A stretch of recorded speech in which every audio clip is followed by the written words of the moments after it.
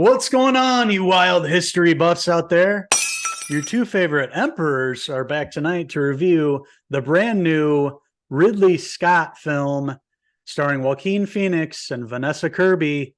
It just hit cinemas this past weekend, and eventually it's going to come on Apple TV Plus to be able to stream at home. We're talking about Napoleon. We would all sleep again without this vermin.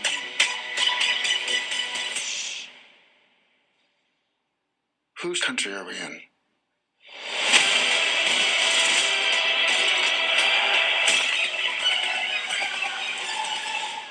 Mine.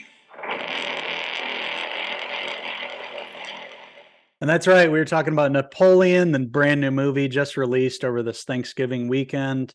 Did pretty well at the box office, actually exceeded expectations. A lot of people went to see it, good word of mouth, with Joaquin Phoenix's performance and Vanessa Kirby. So people were interested, and we were a couple of those interested moviegoers and wanted to watch it and find out what all the buzz was about.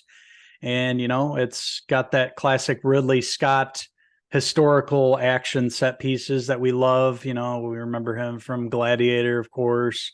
His movies, The Last Duel was one of the last ones from Ridley. He's a legendary director, and he brings that same sensibility, and he, tells the story of Napoleon Bonaparte, this historical figure that everybody's heard of. And, admittedly, I didn't know too much about him other than, he was just a war general, this great general back in the day. Didn't really know anything about him. This movie really lays it out, from the beginning of his power, his rise to become the emperor, and his ultimate demise and downfall, and where he ended up. And I learned a lot from the film. I knew some aspects of the history and Napoleon, but this movie really breaks it down into segments, where he was at in his life. And with Vanessa Kirby's character Josephine, the love of his life, and how everything really tied into her, and he really relied on her for his strength and power to begin with. And without her, it kind of led to his demise later on in life. Yeah, this is a great biopic, really focusing on Napoleon, played by Joaquin Phoenix. He's just tearing it up every role he's in. He plays something completely different, and he plays this role, not what I expected. There's a lot more humor in this role. I laughed a lot more than I expected in this film, but like a teenage mindset in an adult body, essentially. So, being a French emperor and his rise to the top, and then also to the fall and the ultimate demise of his character. It's really well done throughout his life, from beginning to end. You see the major milestones of this character, the conqueror over 50% of Europe, and then the Battle of Waterloo, and really going through all those battle scenes and just really feeling like you're in that particular time and seeing this battle go on. It's really well done. Yeah, huge battle scenes, great set pieces. Ridley Scott's known for this. And this one, doesn't disappoint at all. You see a lot of battle scenes with, going head to head, just fighting with swords. Then you see a lot of cannon fire. You see cannonballs going through people, brutal battlefield scenes. And it really doesn't shy away from that. But it also doesn't shy away with the, just the moments between him and Josephine at home. He had left to go out to battle, and he was expecting his new wife Josephine after they had gotten married. There's a time of courtship between them. They eventually get married. He has to go off to fight in war, and he hears it from other people that she's been sleeping with somebody else back home. So he gets pissed, and when he gets back home, he confronts her about it, and he finds out that she was sleeping around on him. They kind of make they reconcile. And, Josephine, basically then is devoted to Napoleon. And that's really what kicks off like his successes as he was an emperor. So basically everything with Napoleon was really tied into Josephine, played by Vanessa Kirby. She really has a great role in this. She portrays strength. Also she was kind of just waiting around a lot of time. Napoleon was off fighting these wars and these battles, and she didn't see him for these long period of time. He was, always like, you should write me every day. He always wanted to hear from her, and you can just imagine being her, stuck at home. And, it really deals with their relationship and the ups and downs of that, and how Napoleon always wanted, to have an heir to the throne to have a child with her, and it just wasn't possible. And so it led to a lot of complications throughout their life. Yeah, I thought Vanessa Kirby's always fantastic. I was Mm-hmm. introduced to her as an actress in Mission Impossible, so Mm-hmm. I'm really interested to see everything. But I loved her character in this and the relationship between her and Napoleon, everything they go through, how Napoleon's an old horn dog, getting laid, a lot of sex scenes in this movie. I'm like, man, they're just getting down for no reason. Yeah, this movie really analyzes him.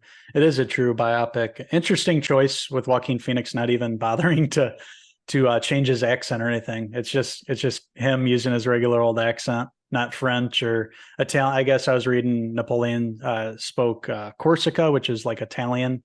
He doesn't sound like any. He just sounds like he normally talks during his interviews and everything. So he didn't change the accent, which is fine. You know, he didn't have to change that. His performance was good though, yeah. And like you were mentioned, kind of plays to Napoleon's kind of like, you know, innocence and him, you know, just wanting to have a child and have sex all the time. It seemed like he was very motivated by that. He was they played that up a lot. There are a lot of laughs in the movie too. Intentionally, I read that you know, Ridley Scott wanted to play that up. That was part of the story. But interesting choices for the film. It's a long movie. It definitely is. But you know, I was, you know, pretty invested in the film. Unlike, you know, we just watched Hunger Games. There's about a half hour too much. This was about the same kind of length. I think it's around 2.5 hours, something like that. But you know, I was really kind of engrossed throughout the whole thing. There weren't too many parts that drug for me. Just when they have the moments between Josephine and Napoleon, it doesn't last that long, and then you're thrust into another battle. So there's not really a lot of downtime within the film. It has a nice pace, and it goes from one, you know, moment of time and one battle to the next consecutively. So I enjoyed it. I had a good time with this movie. I learned a lot. You know, it puts you in this time period. All the set pieces, the wardrobe, costumes were just phenomenal. You know, that this is authentic as it gets. How they acted on the battlefield, you could tell that they Ridley made sure to have this all authentic and exactly like it was back in the day. And it really lends to the credibility of the film and the realism of the battle sequences. You feel all the losses and casualties of war in this film, and you go on this journey with Napoleon throughout the film, from him, you know, rising as an emperor, being loved by everybody, and then, you know, by the end where he's exiled and thrown out, you know. So kind of you see him at the highs and the lows, and everything in between. And you know, I really enjoyed this movie. I would have to agree with you, my man. I didn't really know much about this character outside of Bill and Ted's Excellent Adventure with Napoleon. Yes. Water slide. It's really all I knew. And, you know, in high school, learning about him, French Emperor, what he did. But they really dive into this character. So for people that don't know much about it, they really dive into a lot. But the pace is really nice. It doesn't feel like it's garbled together. There's a lot of editing issues. Yeah. It flows very nicely from one battle to the next, and what he's going through with relationships and becoming this larger than life character, and also being, you know, pretty short and funny and not taking stuff too seriously at times. I thought Joaquin was another powerhouse performance. Vanessa Kirby, another really great performance in this movie as well. And I thought this is the first Ridley Scott movie I've liked in probably about 20 years, since probably Gladiator. I think it was the last one I really enjoyed. He's been kind of putting on a lot of stinkers, in my opinion. But I really enjoyed this. This was a good watch, a good movie to watch over the holidays. So that being said, I'm going to give Napoleon, currently playing in theaters, I'm going to give it a 3.5 out of 5 Joaquin Phoenix hair pieces. Yeah, I agree with everything you said. It's got some great performances. Joaquin Phoenix there, you know, he didn't have an accent, but it didn't matter. You know, he commands the screen every time he's on it. And him and Vanessa Kirby together were really fantastic. I liked how they worked together. There should be some nominations for sure. I think Vanessa Kirby will be a shoo-in here. Joaquin Phoenix will definitely get nominated. Here, Ridley Scott, I wouldn't be surprised to get a Best Director nom for this. Great story, great you know, the look of it, the cinematography, the action sequences, the score, everything was top notch in this. Bravo to everybody involved. And I am going to give Napoleon a 4 out of 5 Napoleon Bonaparte hair pieces. So I want to hear from all you history buffs out there. What did you like about Napoleon? What didn't you like about it? Let us know in the comments below, and don't forget to click subscribe. Also, check out these Wild Commanders on Facebook, X, and Instagram, and our website, cinephellas.com, for the latest, greatest TV, movie news, and reviews. But thank you guys for tuning in. We hope you guys are able to watch this film. If you can, go see it in theaters. If not, it's going to be coming to Apple TV Plus at some point. So that's the good news. Overall, a winner for Ridley Scott here. Let's see if he can keep the momentum going with Gladiator 2. I think that's going to be back in production soon after the strike and everything.